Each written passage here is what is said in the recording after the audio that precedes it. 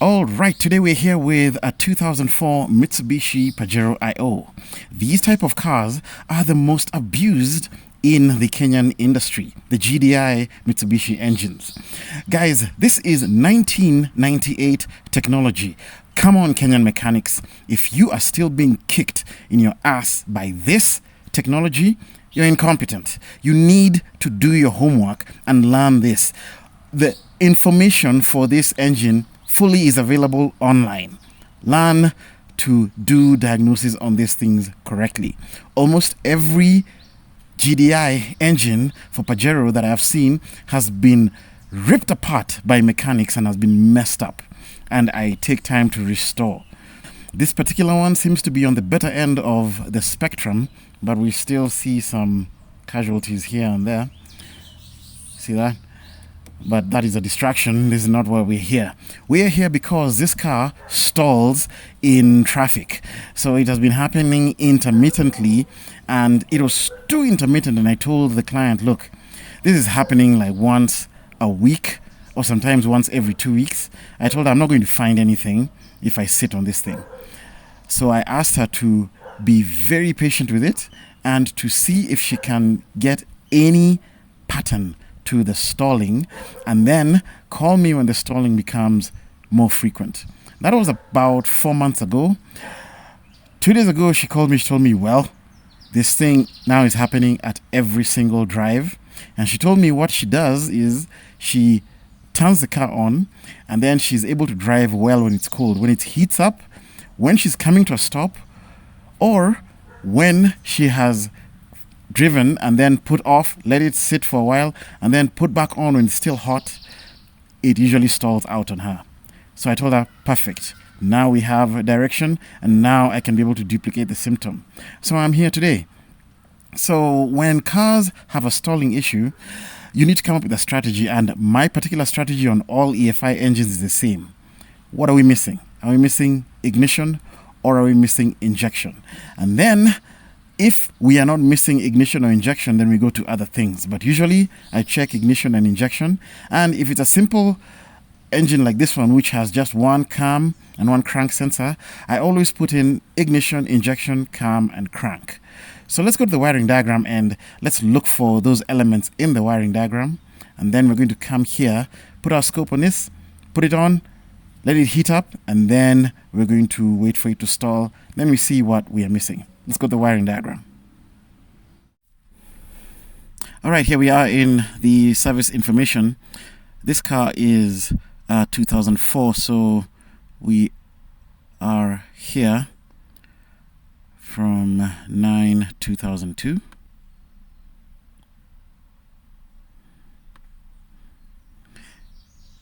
And our chassis series falls within that. So let's come here to the system schematic, and first thing we're going to look for is the ignition for the GDI system.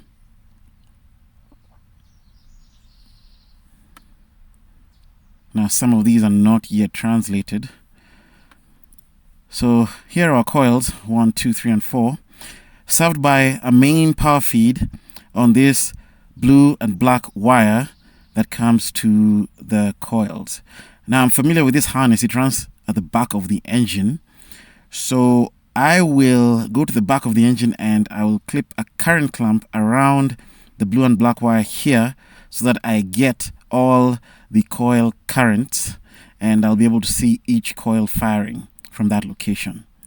Now for the injectors, we go to the engine control, and we are 4G93 turbocharged, this one. And this one I have translated because I've used it before. So let's come here and look for the injectors, and here they are. So injector 1, 2, 3, and 4. These are high-powered injectors. They are 100-volt injectors, so they are served by the injector driver. And this driver is usually a cause of abuse by many mechanics. I've never seen genuinely these drivers go bad. And every time they're changed, it's guesswork. So usually you have another problem. I would say this should be your last resort, and you should be able to scope the injectors. If the driver is bad, you should be able to see a missing injector or unusual injector activity. This thing of guessing is going to mess you up big time. So here we have power feeds, 100 volts to each injector, and there is a green line here, a red line, another green, and another red. So we're going to come to the injector driver connector A02, and we're going to gather together the 2 green wires and the 2 red wires and loop them in one current clamp, and that should show me every injector current when the injectors fire. So that's the coils and the injectors, and now I have 2 more channels. Let's look for our cam and crank sensors, and here they are. So we have the cam position sensor here, and it is the blue yellow wire. That's the control. That is on pin 2 at the sensor. This sensor is very easy to get to, so I'll just do it right at the sensor, because the engine control computer, I have to fish it up from under the dash. I don't want to do that right now. And the crank angle sensor, also very easy to get to. It is line number 3, and it is the green red wire. All right, that's my strategy. Let's go under the hood and make our connections. All right, we have made all our connections and we're ready to go. We start here with the injector power feeds. The 2 red and the 2 green wires all looped into one current clamp, and that is on channel 1, and that should enable me to see all the injector currents, and if any is missing, we'll be able to see it from there. On channel 2, right here on this current clamp, on this harness, we have lifted up the coil power feed for all the coils, and we are going to see all the coil currents from this one location. On channel 3, right at the back here, we have the cam position sensor at the back of the engine. Very easy location to get to. And lastly, at the front of the engine, again very easy to get to, is our crank position sensor. All ready to go. Our picoscope is right there, and we are good to go. Let's start the picoscope, and now we are running. Let's go into the car, and we're going to start this car.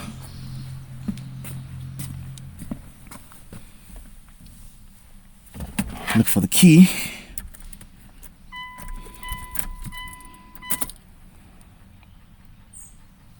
Okay, and we're running. Let's go back out here, see how everything is going, and our capture is beautiful.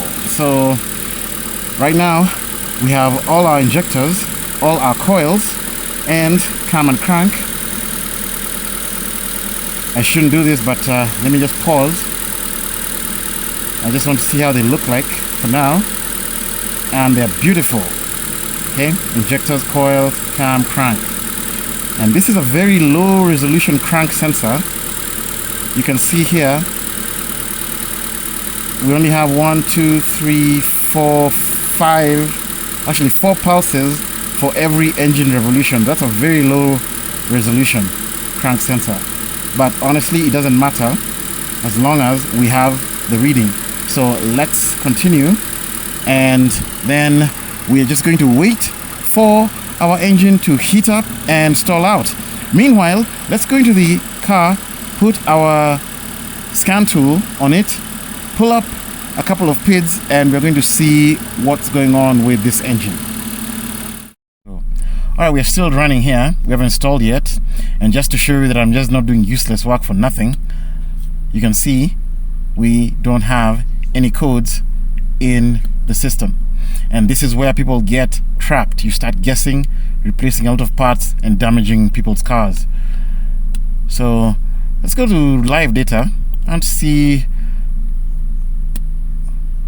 what this engine has. So let's take our custom list. Let's take long term and short term, coolant temperature,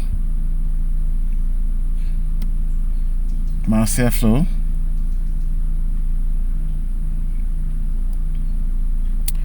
and I'm looking for the fuel pressure and engine speed.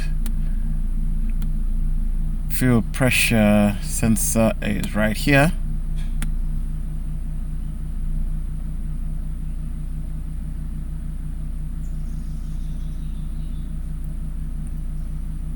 And our combustion mode. Let's go back out and let's pick again our data PIDs with combustion mode. So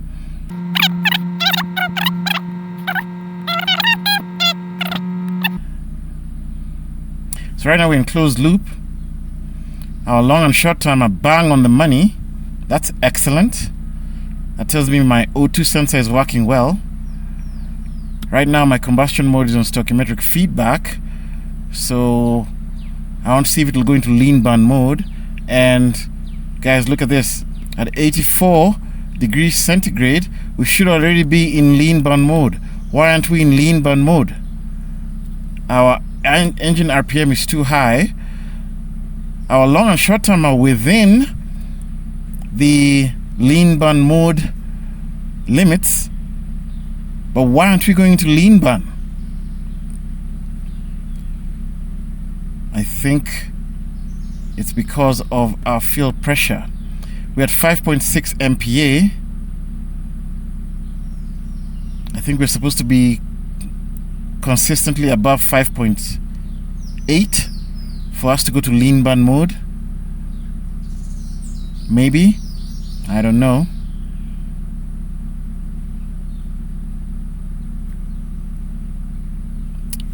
This is excellent data. The only thing is we're not going into lean burn, and maybe because of our fuel pressure, I don't know. So let's continue warming up.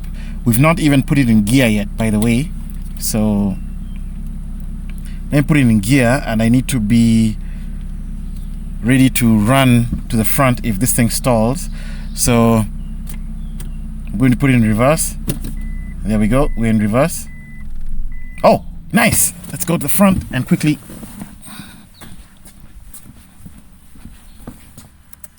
Nice. So we've captured that. Let us come here and see what we have. And by the way, I'm making a mistake. Let me save this first before I lose this capture. All right, so we've saved it, and we are ticking along fine here, and then we stalled out. And look at this, we are not losing cam, crank, ignition, or injection. And let's see, is anything weird happening here? 1, 2, 3, 4 injectors in between.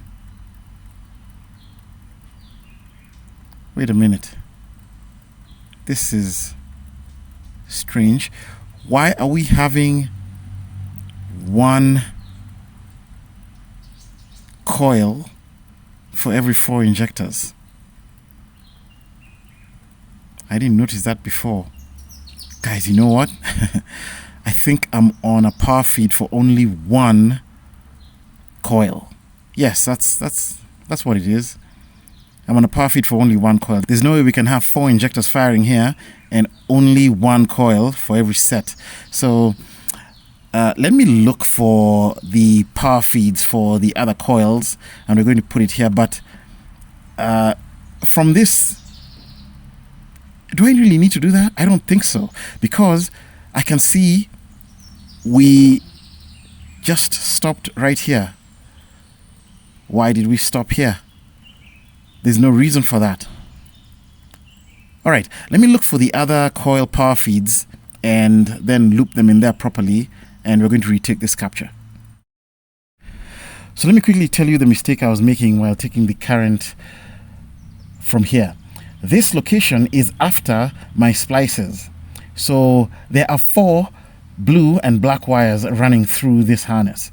Ideally, I should have fished out all the 4 and run them through my current clamp, but I thought the splice was further next to the coils, but it's actually before. The splice point is actually here.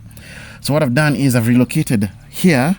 That's before my splice point, and actually there's a thicker blue and black wire Actually, I was wondering why the gauge of those wires was thinner than expected. That's because the proper one is here. And now I should be able to see all my coils here. So let's go to our scope and we're going to start it. And now we're started.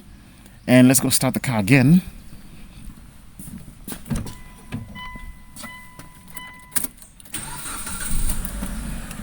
And let's go see what we have. Let's pause that. Nice. Now you can see after every injector we have a coil. This is what it's supposed to be. So we've lost our first window, but it doesn't matter because she said it's really bad. It will do it again and again. So let's go in and put it in gear and try and stall this thing out again and quickly come here and stop it.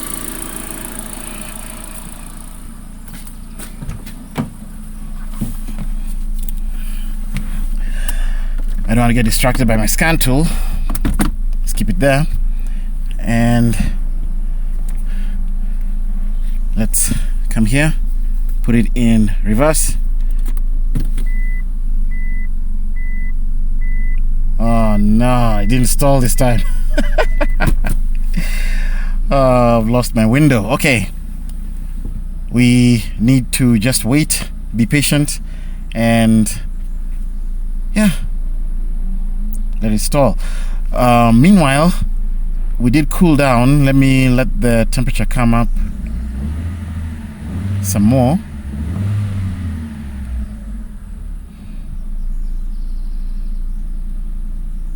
We can still use a fast capture because what I noticed is we didn't seem to lose cam or crank or injection or ignition, but we may have been doing something funky with the other coils. I need to be sure. That's why I needed to stall again so that we capture it again. So let me put it in gear again.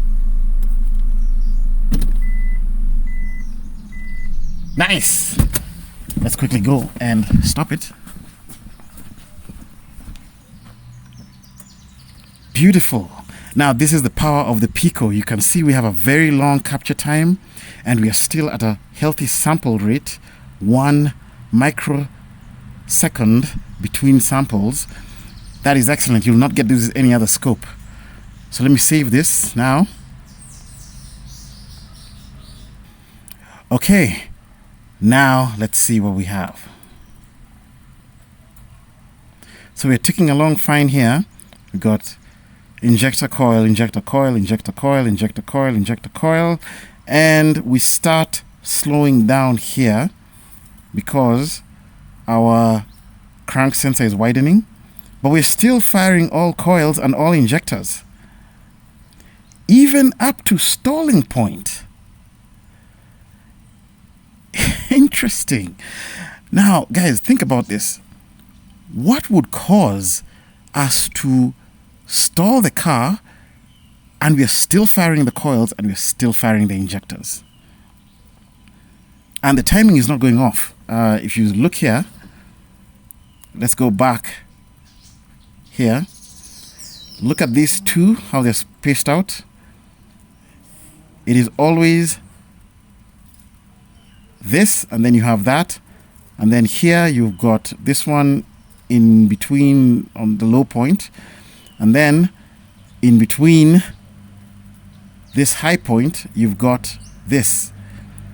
As we are stalling out, you can see our timing is spot on. We've not lost timing. We're not losing timing. We're not losing injection. We're not losing ignition. The only plausible explanation for this is we are losing fuel pressure. And that is what I want to focus on next. So let's go back to our wiring diagram and see where the fuel pressure sensor is. Actually, it's right here. That's the fuel pressure sensor.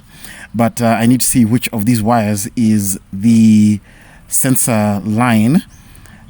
We did see on the scan tool that we were 5.5 MPa there.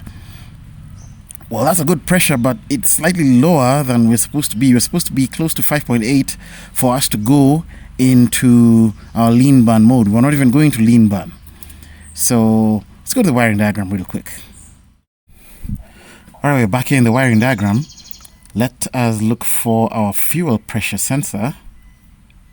Actually, let me just search for it. Fuel pressure. There we go. So, got 3 wires.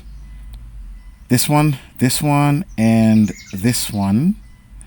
This should be our sensor line because we do not share that sensor line with anything. This is a shared line, this is a shared line. So one of them is a power, one of them is a ground, and then we have got our signal wire here. So that is on line number 2, green and white. Let's probe that one, and then we're going to substitute one of our scope lines with this one. Actually, we no longer need the cam. We only need the crank sensor because we don't even need the coils or the injectors, but we're going to leave them there. Let's remove the cam sensor and let's put our fuel pressure sensor line on channel 3. All right, we have probed our fuel pressure signal line, and that is on the second conductor. And this has become so hard, it's like cement. Should have used a probe on the line, but I managed to get my pin in. If it's too hard and you try and get your pin in and your pin doesn't enter, you need to stop, because if you continue and that fractures, you're going to damage the connector. But luckily for me, I was able to get all the way in there. It happens when it heats up and cools down many cycles, it just becomes like cement. All right, now we can start our scope right here. And first thing I want to do is see how that fuel pressure builds up. So let me just reach in the car, start it, and I want to come and pause.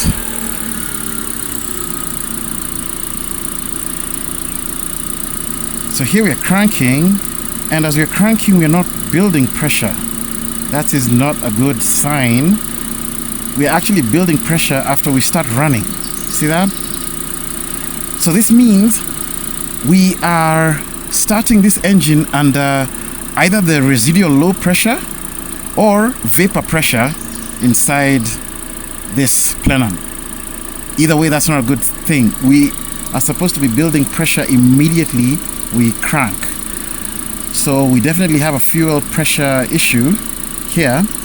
Now what I want to do is to come here and take my cursor and put it where the fuel pressure line is maintaining as we're running.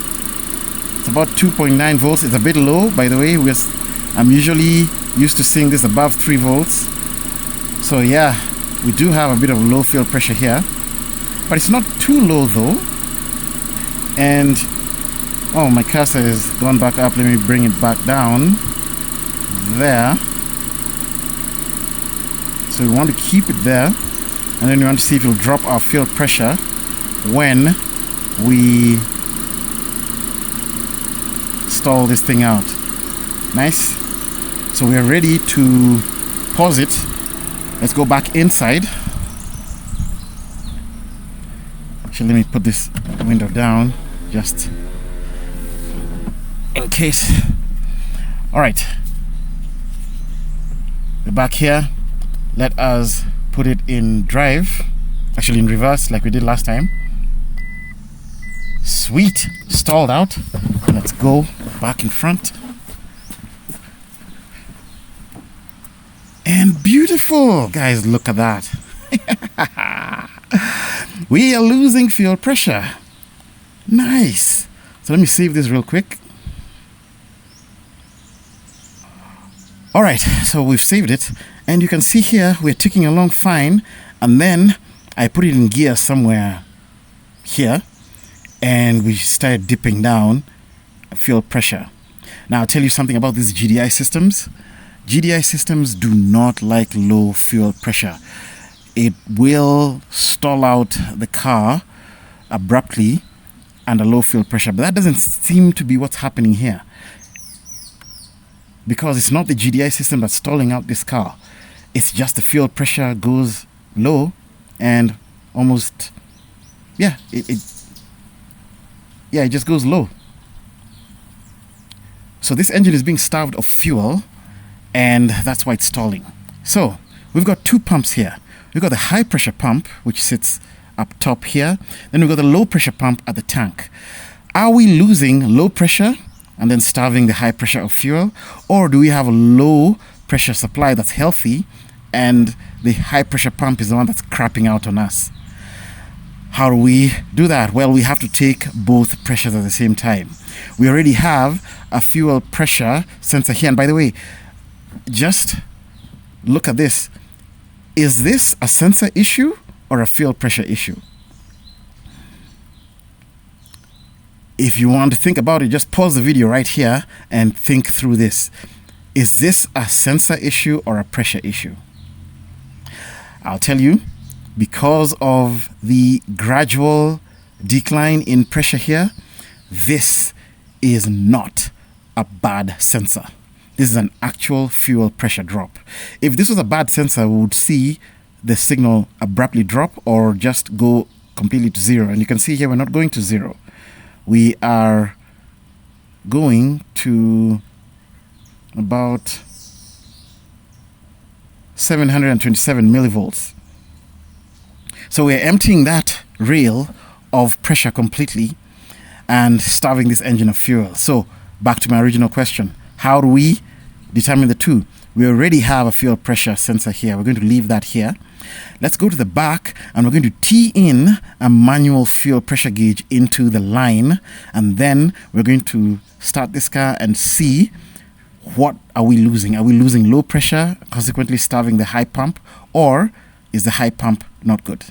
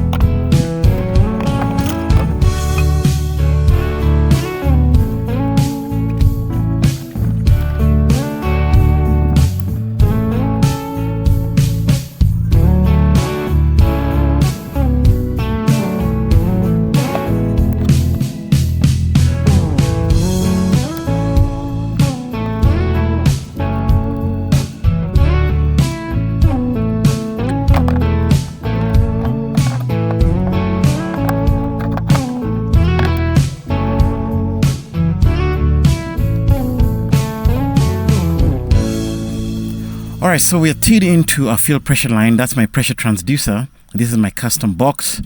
We have put it on, and we're going to put it on the red channel on the Pico, and it's just a T into that line. So first thing we need to test is that we don't have any fuel pressure leaks over here. But normally with these quick disconnects, usually don't have any leaks. And I know my fitting here does not leak. So let's go to the Pico and put in our fuel pressure, low fuel pressure on the red channel. And then we are going to start the car and see what happens when we lose high pressure. Do we lose low pressure as well or not? All right, we've finished our connections and nighttime is coming. But that doesn't affect me because I work at night and have good lights. So right here on channel 1, I have moved my coil current clamp, and that's on the blue. Channel 2 on the red, that is our pressure transducer on the low pressure pump at the back of the car. On the green, we still have our high pressure pump sensor that's there, and on the yellow, that's channel 4, we are still taking our crank sensor. All right, let's begin. Picoscope.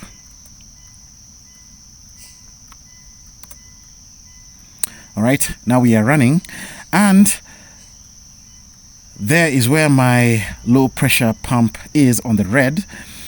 Now the first thing I want to do, just like we did here, we put a baseline where the car is running, I want to see how fast we build up pressure on this car. If I'm not mistaken, I don't think we have a prime on these cars. Most Japanese cars this old don't have a prime, so I'm not too worried about a prime.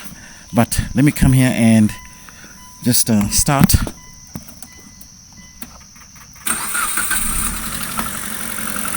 There we go. And let's pause. Yeah, we do not have a prime because that's where we put the key on. And you can see we start pulling pressure up when we crank the engine. That's not an issue because we are priming very quickly. Let's see what our nominal pressure is running. We're at about 50 psi. That's pretty healthy, I think. But we need to check the spec in the manual. And right now, our pressure is holding steady on the low and on the high. And we've marked up where we are idling steady. Now, what are we losing? Let's go and put the car in gear and see who drops out first.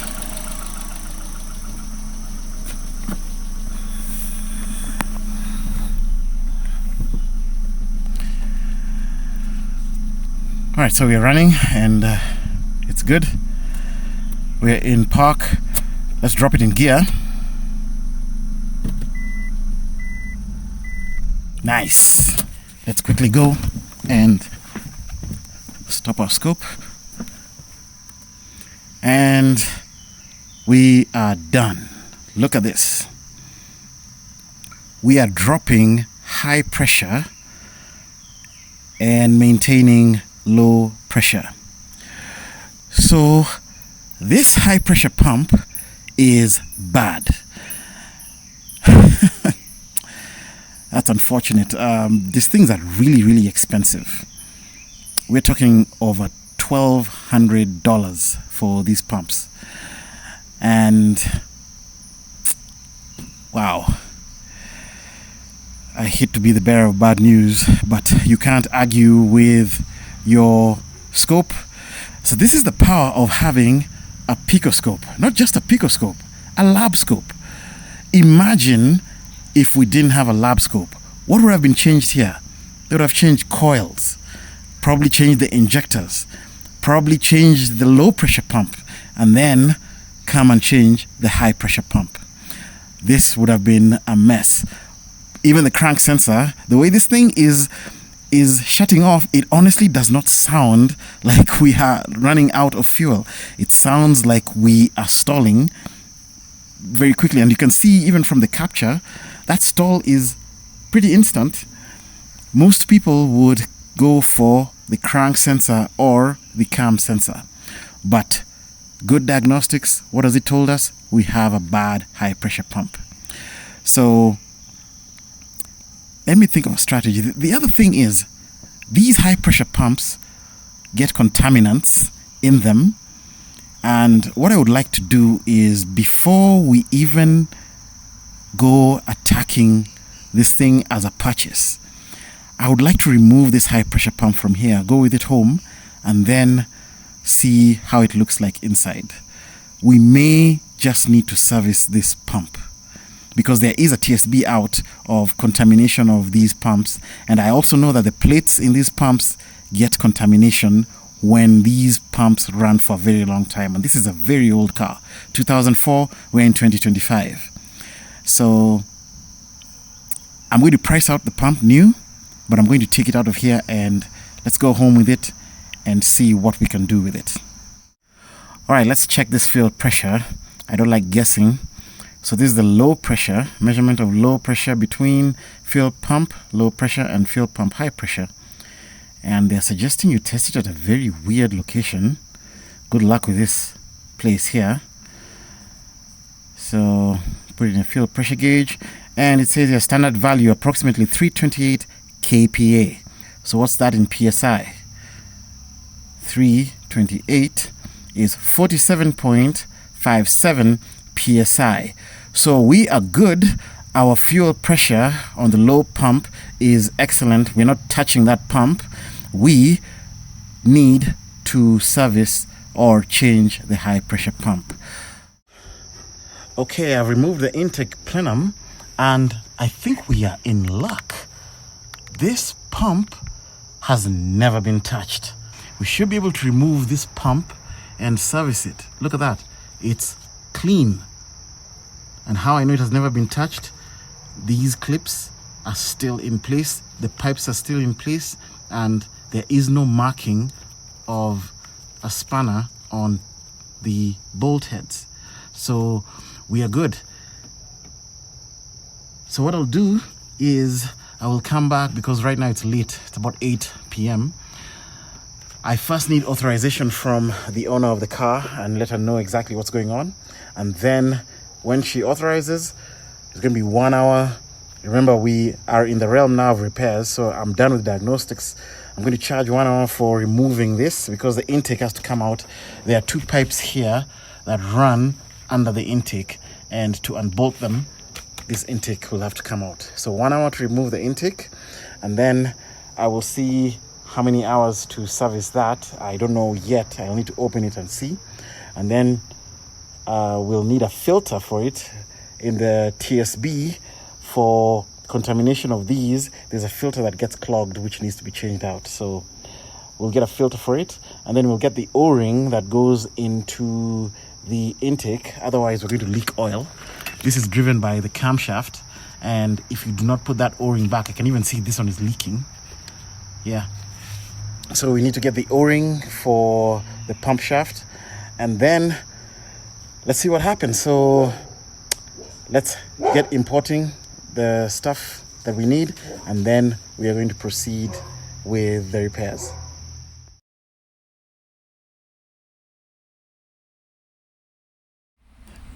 All right, the intake is removed, and this is the first time that I have removed a virgin intake. It's not the first time I've removed an intake from these cars. I've actually done it 4 or 5 times, but this is the first time that I've removed an intake that has never been taken apart. And I've always wondered, where do these stay? Because every single car that I've had, these pipes just lay here. Well, it so happens that they're in a very bad location. They stay here. So you've got the EGR, so this faces this side, like that. So the EGR bolts here, and those ones bolt there. Now you can see how nasty of a location that is. So what mechanics do is they struggle to remove them, then they just leave them out. That's why I've always seen them hanging over here. Well, I'm not going to do that. That's not the quality of work that I do. Don't be an asshole, guys. Return those bolts. Yes, it'll take you longer. Took me about 25 minutes just to get those 4 out, but charge your customer. It's their car. It's a bad design, unfortunately. Why should you eat what is a bad design from Mitsubishi? These should actually be bolted onto the intake such that when you remove the intake, they come out when you just unbolt here and the intake comes out with the pipes. Unfortunately, these pipes go way down to the tank. Nothing you can do about that. But return those bolts. Don't just leave them out there. That's why these pipes get damaged a lot, because they're just dangling. And this is hot. This is an EGR pipe, so this one especially gets damaged if you do not bolt it back onto the intake. Then the other thing is, this drop down pipe is another thing I've always seen broken, and it's broken usually on this ear or this ear. The reason is these O-rings hold this pipe in so hard that if you pull one or the other side, you'll not be able to pull it. So what do? You start prying here, and when you pry, you're going to break an ear. This, you can see it's very thin.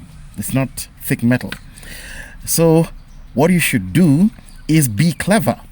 Always look at your engine or whatever you're removing and see where your forces are distributed. You can clearly see it wouldn't be a smart idea to pry here. Okay? There's no meat there, but there's plenty of meat here, and there's plenty of meat here, up here. So what you'll do is start prying gently here until you get it lifted off. Put a very fine screwdriver in there and here at the same time, and then work up together. They'll come up together, and then change to a thicker and thicker screwdriver, and it just pops out, and you can see no damage. And again, this is the first pipe that I've seen with no damage, because nobody has removed it before me, and the rest have been damaged. Sometimes, guys, you just have to use your heads. Okay, so let's take that pump out, and we're going to take it home and then see how we are going to service it. All right, I'm here at home in my workshop, and we're going to service that pump. I'm going to show you a couple of tools that we need, and you're going to decide for yourselves whether you need these tools or not. But I will tell you one thing. If you want to be paid well and to be paid highly, I'm highly compensated for my job. If you want to be highly compensated for your job, invest in your tooling. There is this notion that Africans are so poor and we cannot get good tools, and we just have junky ass tools and we just have to get by with what we have. Well, if you want to keep that mentality, be my guest, but I will tell you, if you work with low budget and low grade tools, you're going to be paid low budget and low grade wages. I'll just leave it at that. So let's start here. We need some hex wrenches, and we're going to use this to open some of the bolts on the pump. And then we also need some T wrenches. So this is a TT and a T set, and we'll use this primarily to open the service adjuster on the pump for the fuel pressure. Now, I've never seen anyone do this online, but there is a way to adjust the pressure of these pumps. I see people servicing the pumps, but they do not adjust the fuel pressure. I'm going to show you how to do that, but you need these. And then that fuel pressure adjuster has got a weird nut that you cannot open by any known tool, because it's one that Mitsubishi used in-house. We're going to use our bolt extractor to open it. Once you open it, it's very easy to adjust the fuel pressure. And then we have this. Go get yourself a nice socket, a deep one, a 32 millimeter, and then you're going to shape it like this, just using a grinder and a couple of minutes of your time. It took me 45 minutes to do this. This is what you're going to use to open the special nut on the pump. Here we have microfilters. We need 2 of them, and there's one on the inlet and one on the outlet of the pump, so we're going to change those. And then we have our impact driver bits, and we're going to use an impact driver. Now, I will say, if you don't have an impact driver, you can still do this job, but take your time and invest in a good impact driver and a good impact, because having an impact driver and an impact will save you from injuries. I have had very little injuries since I started using an impact and impact driver. Not only that, it saves you from stripping bolts. These bolts here are very, very tight. The breakaway torque is high. You are likely to strip if you don't use an impact. But to each his own, you can do what you want. I use an impact driver. Here we have 2 picks. You've got this angle pick and a 90-degree pick. And then we've got a couple of solvents. This is home dry cleaner. This is my best solvent. It's very cheap and very effective in removing grease. Carb Clean for grease removal again. And then WD-40. I like using this one with a smart straw. And make sure that you apply this to your plates when we polish them immediately, because the plates start rusting within minutes or literally seconds after you polish them. So have that handy. We need a torque wrench, actually 2 torque wrenches. There's this for the large nut and there's a smaller one. We're going to measure the torque. This is a Virgin pump, and we are going to measure the torque that it takes to tighten these nuts.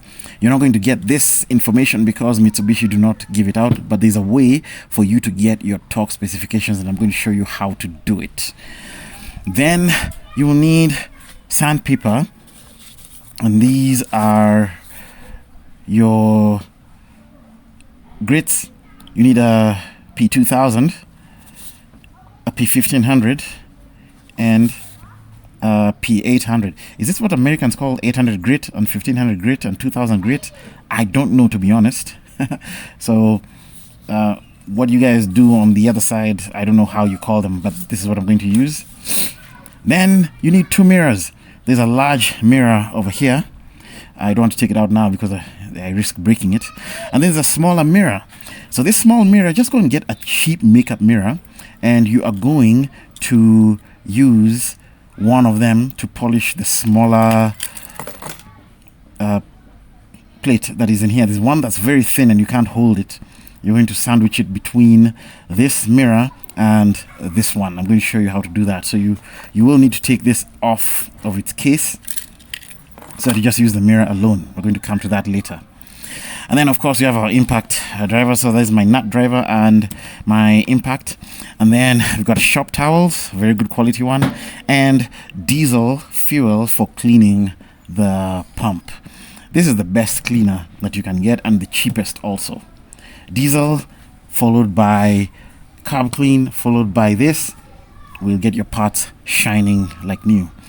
Okay, that's it for the parts. So let me clear what we don't need for now, and then we're going to start stripping that down.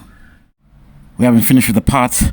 We need some electrical tape to wind on the pump shaft so we don't damage it, an oil-based Sharpie to mark our torque wrench position, and then we need a self-tapping screw that is going to be used to remove our microfilters, Phillips screwdriver to screw that in, and a pair of dikes to pull the filter when we screw this into the filter, and our torque wrench, a smaller torque wrench, so that we get the torque for this side of the pump. All right, let's proceed. Okay, we are ready to work. First, we're going to remove all the accessories around. So we have got 3 clips. This one for the fuel pump harness. This one, I don't know what it's for. And then this one is for the fuel pipes. Now this is a bit hard to pull apart. Let me get something.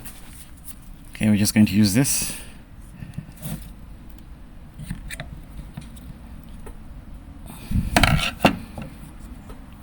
And that is an H4.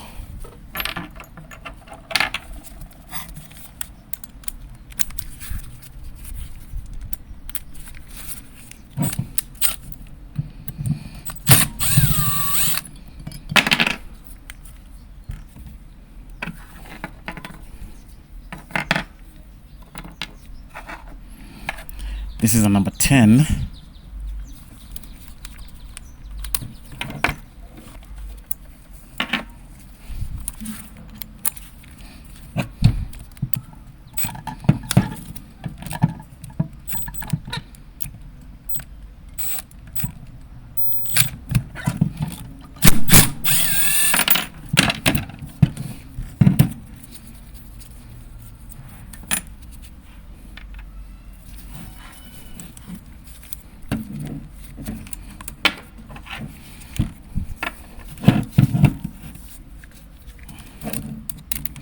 This is also a number 10.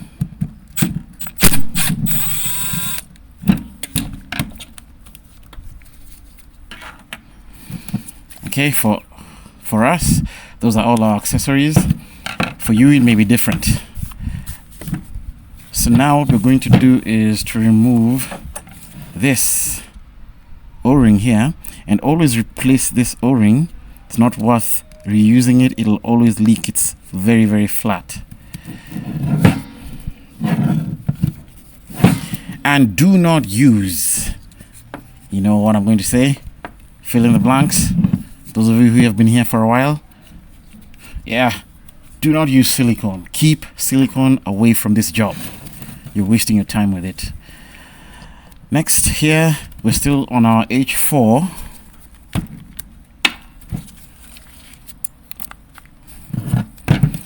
And before I do that, let me actually remove this. But I want to measure the torque of this. So I'm going to show you how to measure the torque if you do not have any torque specifications.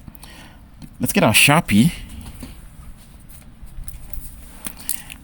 And what we're going to do is to mark one of the bolts. So we're going to take this one and mark it like that.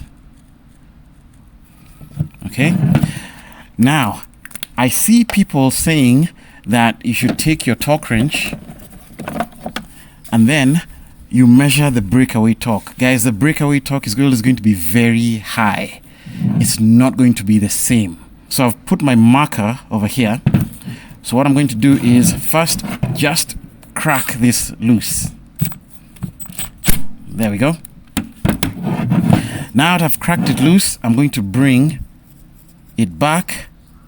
And now you can see my mark is here on the bolt, but it's over here on the body.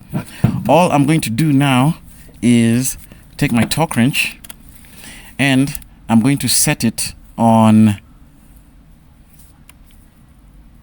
peak torque. Now you need a good torque wrench that allows you to see peak torque. If it doesn't, you'll need to torque it until you see what torque it is going to show. So let me set it to peak torque first. All right, so I've set it to peak torque. It has a P over here. And peak torque simply means, I will use this one, not this one for now. If you start to tighten and then you let go, you'll see that you will still maintain the highest torque that you reach. You see that? 2.10. So let me come here and I'm going to take this one up until it goes back to my mark. There it is. It's gone back to my mark. And you can see here, the torque is 7 Newton meters. All right. So this one for the fuel dampener, this is the dampener unit, is 7 Newton meters. Good. And that is how you find your torque if you do not have the torque specifications. As long as it's a virgin unit that has never been opened by anybody, this is how you do it. If it has been opened by someone, don't do this because guys over torque.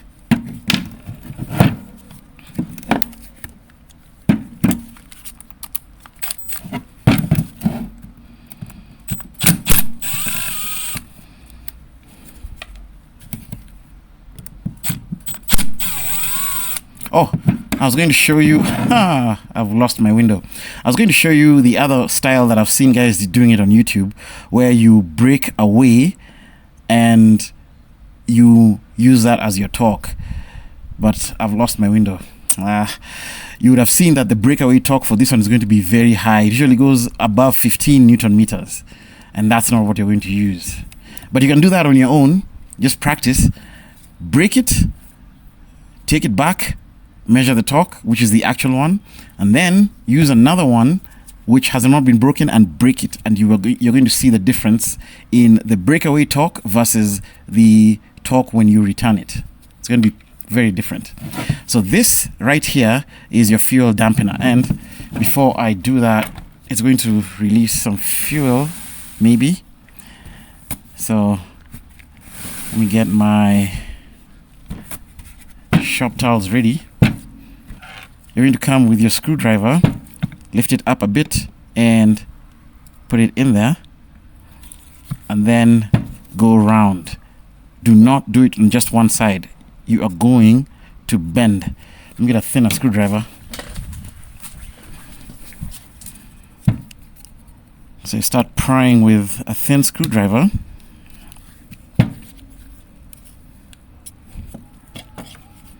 And then once you start getting some room, you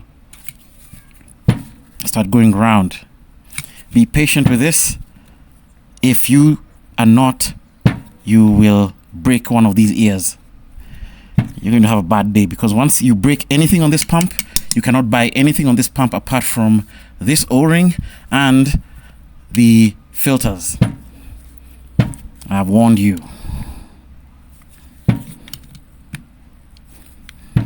You can see it becomes easier and easier as you do this. There we go. So that is a dampener. It's just a piston which moves in, and you can feel the dampening action when you do this. Okay, we're going to put that aside. And this fuel pump is very dirty. Look at this. See these particles here? So I am actually confident that we are going to be able to service this pump. Once you see these particles, these are particles that have come in because of a defective filter. And we're going to remove that filter, and I'll show you how it looks like. All right. Next, the filter. Your filters are, one is here and one is here. And I can see one of ours is missing, which means someone may have taken out the filter from this side. This probably may be why we are letting in debris. Although this is the pressure side. So someone took out that filter, but there's one here. So let me show you how to get that out. You're going to take your self-tapping screw, put it in there, very gently tap it, and then screw it in a bit. You just want to grab that filter, and now it has grabbed. Okay, we've grabbed. And then we take our dikes, and we're going to pull that filter out. There is our filter, and this filter is super clogged. Yeah, our filter here is not in good shape. All right, so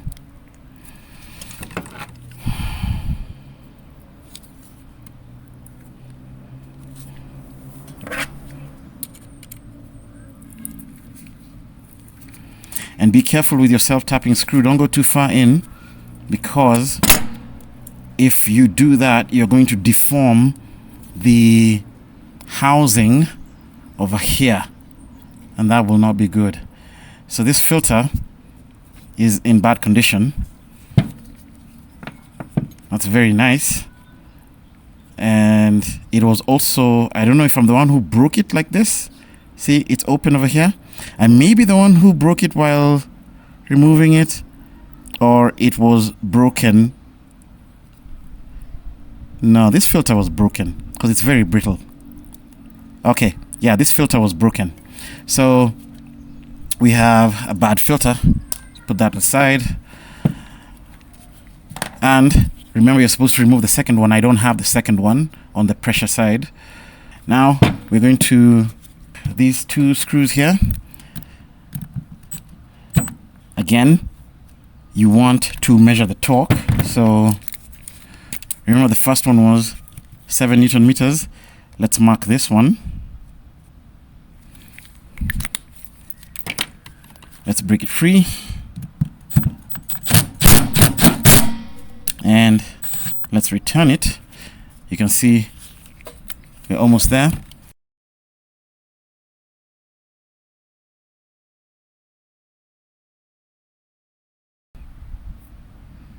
Okay.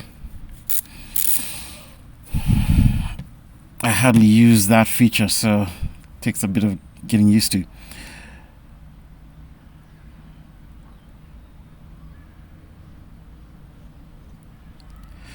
This one is 6.46, so we call it 6.5 Newton meters.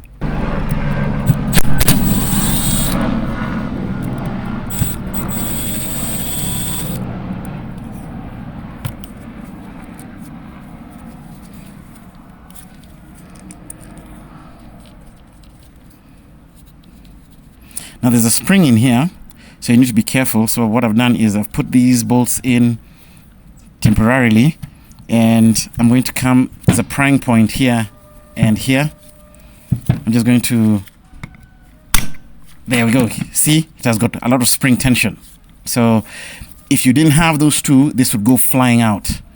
It won't hurt anything, but if it goes with this and it lands on the floor, you're going to damage your tappet, your roller bearing here. It's not going to be the best thing. So now we're going to hold this down and remove these.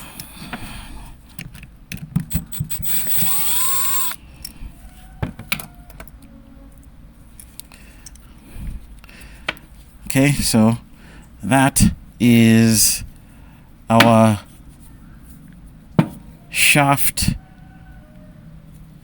cover, and this is our roller bearing for the camshaft. Okay, and we're going to clean all these. Lots of oil sludge in there. Good. Let's put that to the side, and I'm going to put this to the side. And then we've got our spring here. Also going to clean that. And then there is an O-ring here. When you're cleaning this, do not clean with the O-ring in here. Remove the O-ring. Clean the O-ring by just wiping it dry. Don't use solvent on this. You'll swell it up if you do that.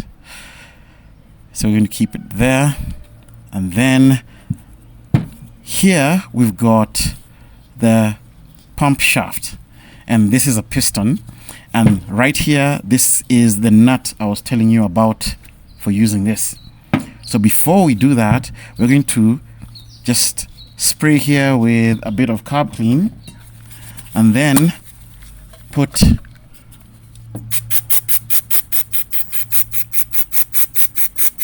so we're not cleaning for now. Just want to remove the excess oil, and then we are going to put electrical tape around this so that we protect this here.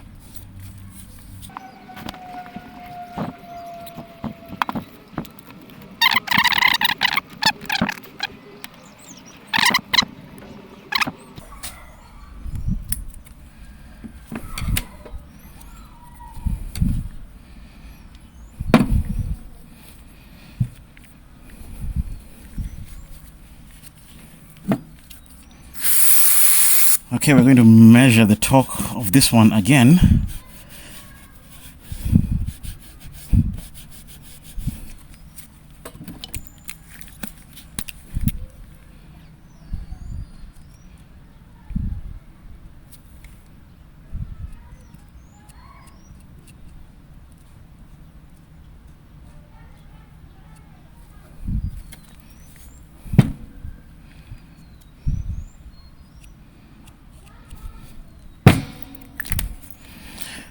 Here is where you will severely hurt yourself or injure this if you do not have impact.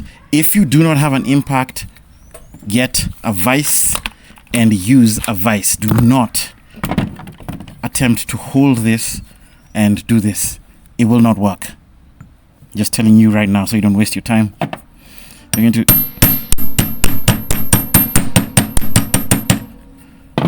do that.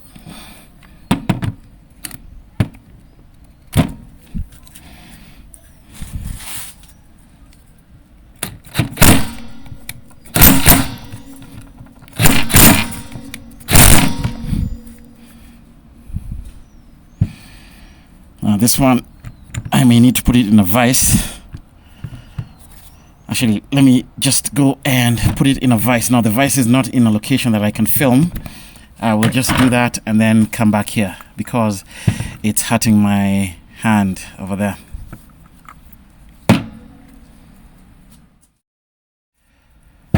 All right, I'm back from the vise, and I'll show you the mistake I made so you don't make the same mistake. Actually, the mistake I made was right here. You saw it. By holding this thing with my hand and using my impact, it slipped and I marred the nut over here. So don't do that. Hold it in a vise. You need a vise. Hold this thing in a vise and put your body weight on your impact from the top, and then you can break it loose. That way you will not injure this nut.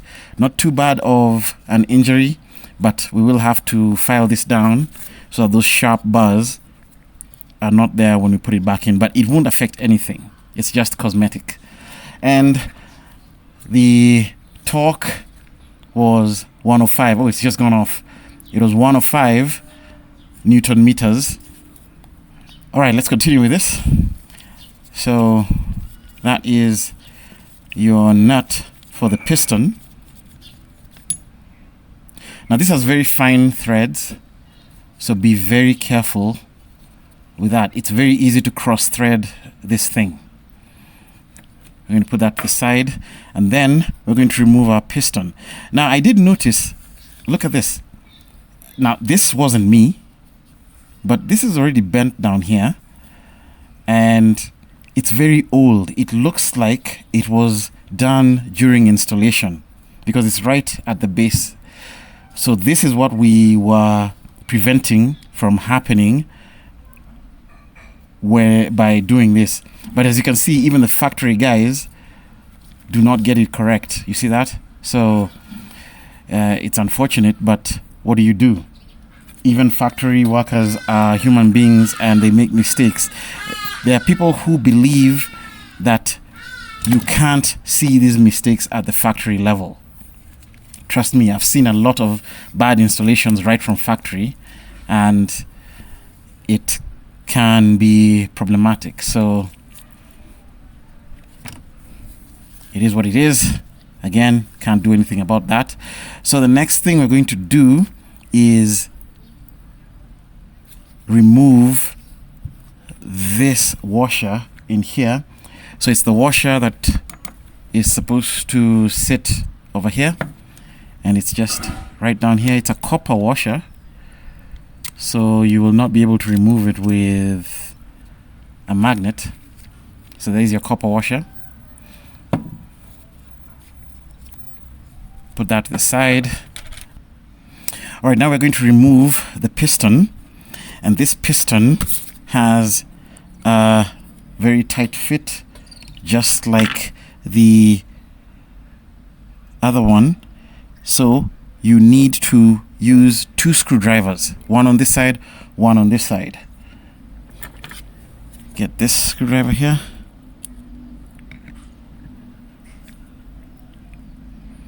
And you put even pressure on both sides, gently. Do not use force. If you're using force, it means you've twisted it on one side. There is your piston. And here it is. Okay, so you've got that, and you've got this one here. Now I'm going to remove this one a bit later, but first on this one there is that shaft in there, and then there's a spring.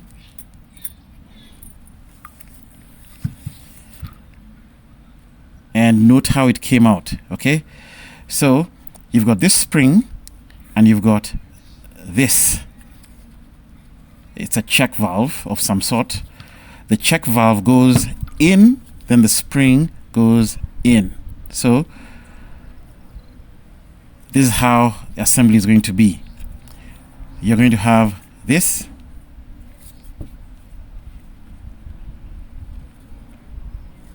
spring, check valve, then you insert that in there, and then you insert it in here. That's how that goes in. If you don't get this correct, if you reorient your check valve the other way around, you're not going to have pressure built into this pump, because every time it pumps, it's going to spill into the exit chamber.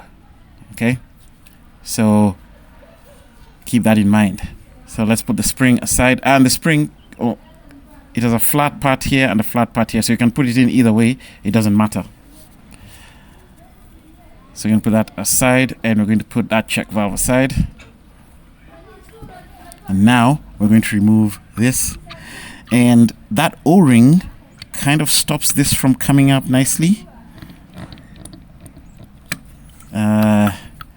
You'll need to remove the O-ring first.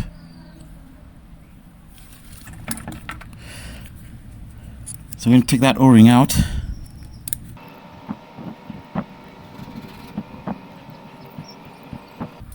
And that's your O-ring. Again, be very careful with this. Now you can't mix the two, in case you're wondering. This one is bigger for the cover, this is smaller. Put that to the side, and now you can remove your piston, and it's coming up with some of the plates. So that is your piston, and there's a way to test whether this fit here is good or bad. I'm going to show you that in a minute. So let's put these here, and then your plates. There is the top plate, which is this one. Then there is the reed plate, which goes in between the top and the bottom plate. Then there is the bottom plate. Then there is a pin that orients them over here.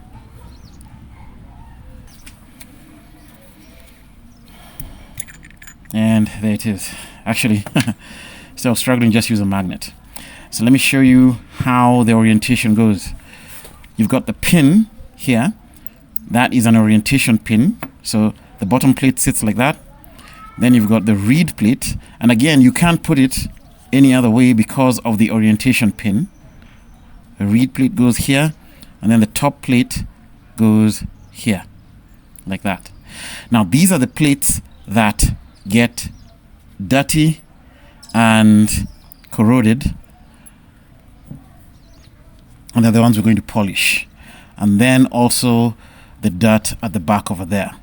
So let me just quickly wipe in here, and I'm going to show you the problem with this pump. It's very clear over here. But before we do anything here, we need to test our piston and see if our piston has got a good fit. If this piston doesn't have a good fit, nothing you do here is going to be worth a damn. You start with testing your piston. If your piston is good, then we're going to proceed in cleaning. If your piston is not good, forget about it. Trash this whole pump and get a new one. And you may wonder, why don't you just buy the piston? Because you can't. This comes as one assembly. There's nobody who's going to sell you a piston. So let me clean this, and I'm going to show you the problem in here, and then I'll show you the piston. Actually, let me show you the piston right now, because it's easy to show. For this piston, you want to check whether you've got a nice seal in here. And how you're going to check is, first put this in here, and you should have a very smooth in and out motion. But what you want to test is, if you lock here, we're going to put it down completely. We're going to use our finger to trap air here, and then we're going to try and separate. So let's have a bit of a gap here. Put your finger, and then let's try and separate it. And as you can see, it doesn't separate. You see that? But if I remove my finger, it separates. That tells me my piston here has got a good fit. And by the way, it's not in between the inner one and this outer one. It's it's between the inner one and this inner one. That's what you're testing, because that's where your pressure is formed, not here. This is a return channel. It's this two that you're testing, because you'll notice on the outer one, see that there's a lot of play. So it's not that one, it's the inner one and the inner one that you're testing. Again, look at that, and then release. We're good to go. If our piston is good, then we're going to clean this. So let me clean this part roughly, and I'm going to show you why this pump has failed. All right, after cleaning, this is the close-up of our pump, and as you can see, all that is dirt. So I'm scratching here, and I can actually feel my pick on that. This is dirt up here. This is not dirt down here. This is just a color change from years of being in contact with a dissimilar metal. And if you're wondering what I'm talking about, this is aluminium, and I'll show you that. You see this? That's a magnet. That's aluminium, and what sits here, it is steel, which is this one. So this is steel. Steel against aluminium is going to produce oxidation, and that's what you're going to see here. So it's just a color change, but this here, that's scratchy. That is dirt. So we're going to clean this and make sure that it is very, very clean. Now let's look at the plates. You can see dirt here trapped and corrosion. So this is corrosion on the reed. Yeah, it's quite scratchy. And right here you can see corrosion again. Oh, that's very rough. That is quite rough. I can feel that. Now these are sunk, countersunk, so that's normal, but this is corrosion here. And let's turn it on the other side. That was the side that was backed up on the pump, and again, that's corrosion. Very, very scratchy over there. And this doesn't appear to be corrosion down here. Let's turn this one, and we got a bit of corrosion here and here. So let's discuss the only two failures that this pump can have. The first failure is piston clearance, and that is the least failure that you'll see. And by the way, I forgot to tell you, immediately you remove this, the fuel will dry and it'll begin to rust, to corrode. This is steel. See that? This is not steel, that's aluminium, but this one is steel. There. So the inner is steel, this is steel. Immediately you need to douse it down with WD-40. I already did that off camera. If you make a mistake and leave this the next day, you're going to ruin your piston. And a lot of people do this. They undo this, maybe go for lunch, or they go home for the night, and then when they come back, they see that you can't put this together like this. It doesn't want to sit all the way down. Like, see, this one has gone in without a problem. If yours does not go in all the way, then your piston has taken corrosion and it is damaged, and you will no longer be able to put it in like that. It should be able to sit in all the way like that. So that's the first failure, piston. Second failure, which is the most common, is dirt and corrosion that gets in here. So this one is a combination of both. There is dirt in here and there is corrosion on the plates. This is easy to repair, but you may wonder, why did I say that I'm going to touch this pump if it has been opened? Well, it's because if people have opened it, they're not careful, and you do get damages here. People attempt to sand this down. You never sand the back here. You will lose your straightness. And then when people are polishing this, they don't use a flat surface and they ruin these. I just don't bother. If I find that somebody has opened this pump, I get a new one for the client. I only service pumps that have never been opened before.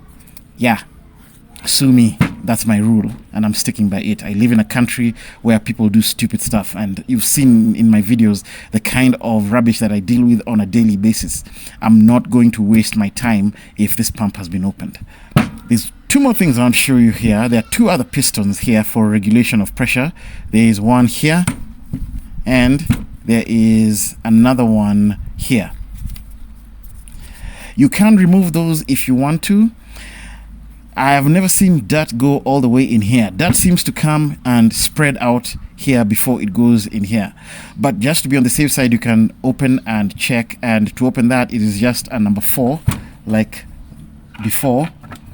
That's our number 4. You just put it in there and you break it loose. And then pull that piston out. Now that piston is very hard to get out. It's held by a very strong O-ring. You will need to get needle nose pliers, but don't get a steel needle nose pliers. Get a plastic one because of this. So let me undo one and I'll show you what I mean. So this is what you have. You have an aluminum nut, and the torque on this is very, very low. It's only 2.8 Newton meters. Okay, and then in there you have a piston. If you use a regular pliers to remove that, you're going to injure the top, and it's a very tight fit. That part comes in here. So I don't bother with these ones. I just leave them alone. I really don't bother with them. Now this is your fuel pressure adjusting screw. And you can see it is locked with a very strange lock nut. That lock nut has no tool to open it. And it is in there quite some. So we're going to open it. How you open it is we're going to come with our extractor set that you're going to hammer in here, and you're going to break that free with it. That is the only way to do it. And then since it's just a fastening screw to stop this one from backing out, you can just use a regular pliers to tighten it. It doesn't have to be very, very tight. Easier to do it here than on the car. And that will give me access. Should I need to adjust my fuel pressure, you now use the inner screw there, and that is a Torx bit. And I'll tell you what Torx it is just now. Let me look for it. There it is. It is a T20. Okay? That T20 is going to be the one you're going to use for adjusting your fuel pressure. And if memory serves me correct, and this I will double check, if once you break your holding nut away, you just have to break it and then turn it like a quarter turn to allow this one to move in and out. If you screw it in, it multiplies the pressure. It increases pressure. If you undo it out, it releases pressure. Okay, so loosening will release pressure, tightening will multiply pressure. And this thing is very sensitive. You can go too far with this. So I would rather you don't adjust it until you go back to the car. Sometimes just doing this work, most of the time, will get the pressure up to where it needs to be. But if you find that your fuel pressure is just a tad bit low, or it's just hanging on the line, that's when you come here and you give it a bit of a turn to multiply the pressure. This I'll show you how to do it in car. But for now, I will just break it free. Okay, we're going to bust our nut loose now. I'm using a 1/2 inch. Remember, it may be different on yours, so please check. Don't just shove a 1/2 inch in there and hammer it in there. If it doesn't go in, you need to use a different one.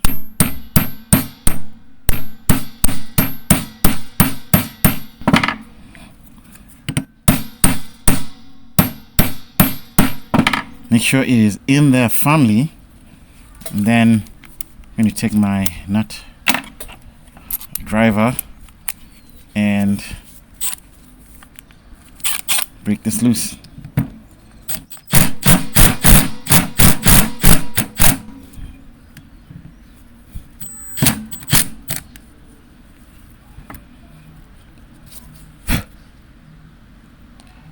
Okay, so it is not a 1/2 inch. Let's go to the next small one. It is a 7/16. Okay, so let's try 7/16. Oh yeah.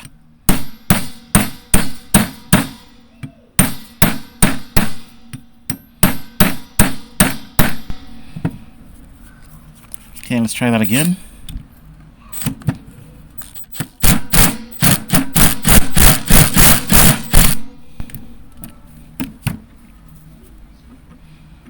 That's it. So now that it's broken free, that's what you're going to have. Now it's going to look messy. Don't worry about that. That is normal. Actually, it would have looked better than that had I just used a 7/16. So don't make a mistake I did. Don't use half. But again, check with your application. So what we can do now is, if you want to tighten this, we're not going to mess with it right now. Okay? But let me show you how it's adjusted. So you're going to close it by just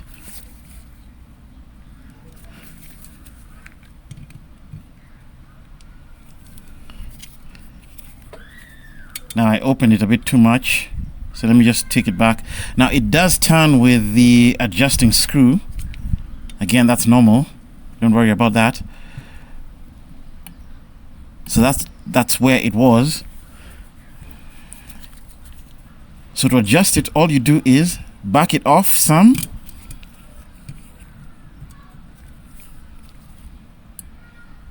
like that, and this feels like it has some type of Loctite on it.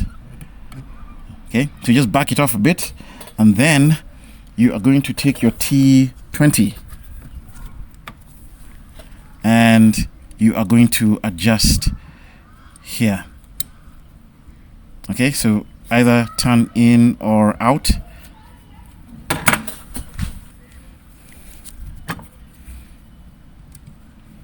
Okay, so you hold that and you just turn the inner one. You can be able to turn it clockwise or counterclockwise. But again, as I said, I'm not going to mess with this. Let me just return it to where it was. We will only come back here if once we do our fuel service and check in car. If our fuel pressure is low, then we'll adjust with this. Otherwise, don't touch it. Let's now go inside and polish our plates. Okay, here we are inside, and our large mirror is on the table and our smaller mirror is here. I'll show you what this is for in a minute. The reason why we need a mirror is because we need a truly flat surface. Mirrors are completely flat and true. They have to be, otherwise they produce a very distorted image. The only other flat surface you are going to get is a machinist table or one of these blocks that are, I don't know what you call them really, but they're used by machinists and they are completely flat and true. Those things are expensive. Mirrors are very cheap and they're disposable. Once you're done with it, you can throw it away if you want to, or keep it for next time. So the idea is to put the sandpapers here. So we're going to start with the 800 paper, and we are going to take one of our plates like this one, and we are going to polish it until these are gone. All these marks of corrosion, they should completely be gone. Once they're gone, we move to the 1200 paper and we continue sanding it and polishing it, and then we move to the 2000 paper and polish it until it becomes completely mirror-like. And once we've achieved that mirror-like finish, we need to spray it with WD-40 so that it does not form corrosion. Gloves are essential in this work. The reason is, the moment you start touching this, once you're done, the salt in your fingers is going to immediately cause this to start corroding again, and you're going to see fingerprints here of corrosion that you're going to leave behind. Get gloves and make sure that this remains a true mirror-like finish. So we're going to do that to all of them. Now, why do we need this mirror here? It's because this one is very thin. It's hard for you to move this on this paper. You won't be able to hold it down flat. So what we are going to do is, instead of putting it on the paper here and trying to move it, we're going to put this on the paper here.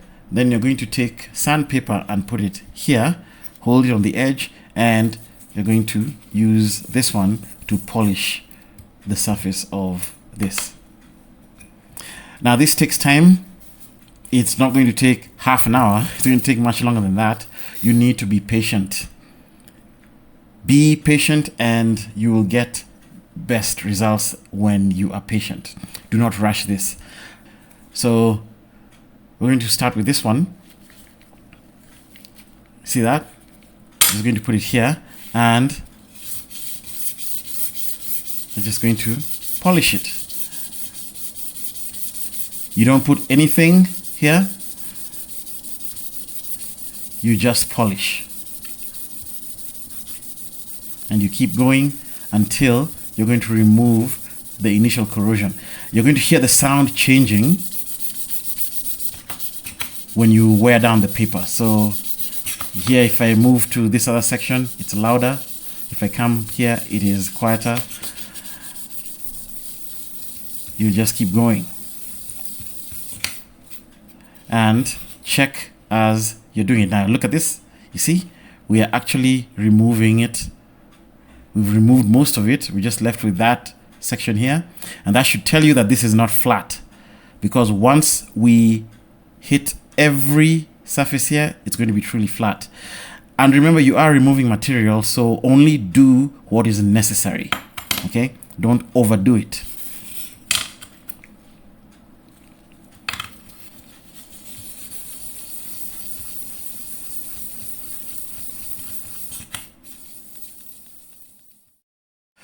Okay, we are done with our 800 sandpaper now. I need to tell you, before we continue, I had to use 320 sandpaper because there were some deep ones on both these plates. If you use just 800, you're going to go through many of them. And also, don't just get one paper like I showed you before. Get a stack. Like I got 10 of each. They're very cheap. But you will need many because you'll go through a lot of them. So I had to do the 320 to get rid of all the corrosion first. And then just when the corrosion was in one spot about to go, that's when I switched to the 800.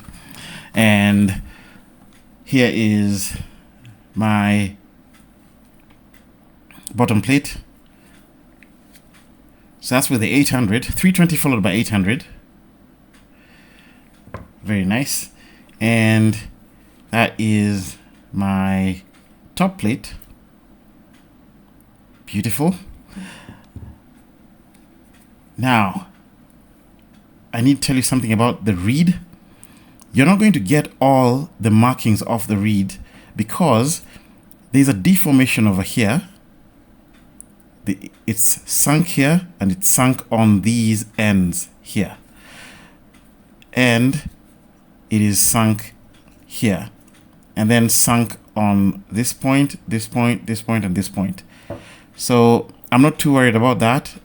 It looks like it forms that dent when it interacts with the other plate, or it's actually designed with that countersink. Do not attempt to remove the countersink. You're going to finish the entire reed. It's quite deep over there. So I'm just going to leave that like that. And then also remember the piston. This again is 300, 320 followed by 800.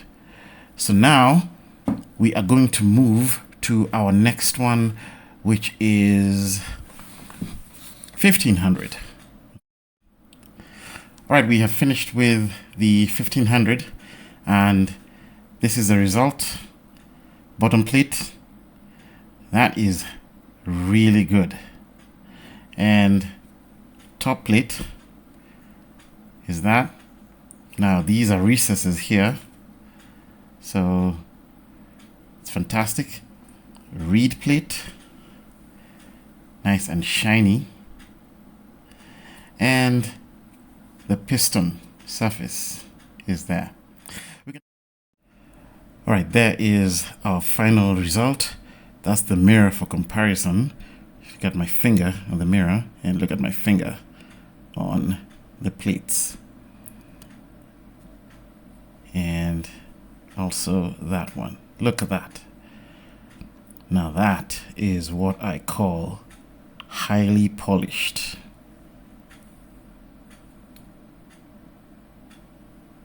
Okay, 4 hours in total. That's our result, and now we are good to go. There is no way to do this any other way apart from being patient. Okay, so that is our plate. Now let's come to the pump. For this pump, what I have done is put WD-40, soaked it, and then I used a Dremel tool but with a felt tip. Let me just show you the tip that I've used on that. That is a Dremel tool tip. It's a felt tip, non-abrasive, and I've just used it to slightly clean here with WD-40, knock off the excess dirt, but there was some that was stuck to the wall, so I let it soak in WD-40 a bit, and now it's coming off. So that there is dirt, but this here is oxidation. Do not try and remove the oxidation. I know it looks bad, but that is not affecting the flatness. What affects the flatness is dirt, like this here. Can you hear that? This one, nothing. Here, scratchy. So we're going to remove that. I still will need to clean this properly. That was just preliminary. And now I need to soak this in diesel so that the dirt gets loose. Then we're going to use a brush to brush it down. I'm not going to do it today. It's late and I'm tired. We're going to do that tomorrow. For now, these are polished. If you leave them overnight, they are going to start rusting. So we're going to put some WD-40 onto them to prevent them from rusting, and that way they will store well. Okay, we're ready to put our pump together, and I have Kimtech wipes, and these are lint-free scientific wipes. They're the best in the business, so make sure you get them. You will need them for work like this. You leave lint in here, it's going to affect the functionality of this pump. That's it.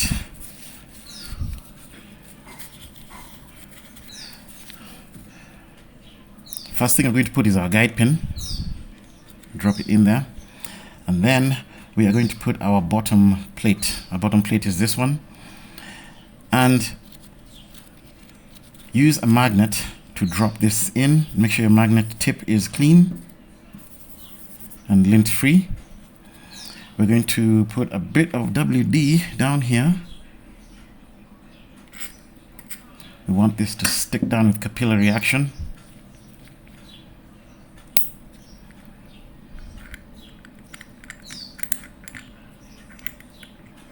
And there we go. That one is in.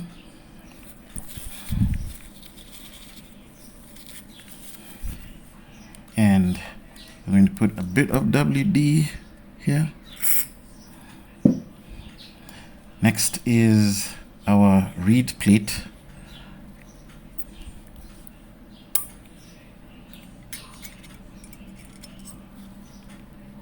Very good.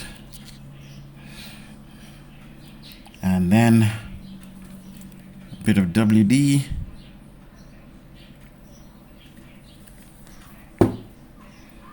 And then our top plate. The top plate has to have the hole over there. Do not reverse these plates. Your pump won't function.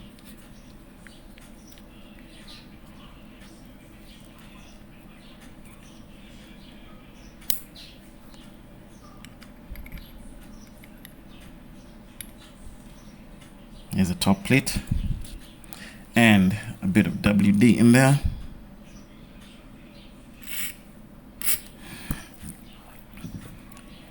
Check that your guide pin sticks out just a bit for the final piston, which is this one, and the guide pin goes in that hole. So you put it in and you circle it until it doesn't turn anymore, and you know you're locked in. So we are done with that. Next, we're going to put in our O-ring. It's the second one here.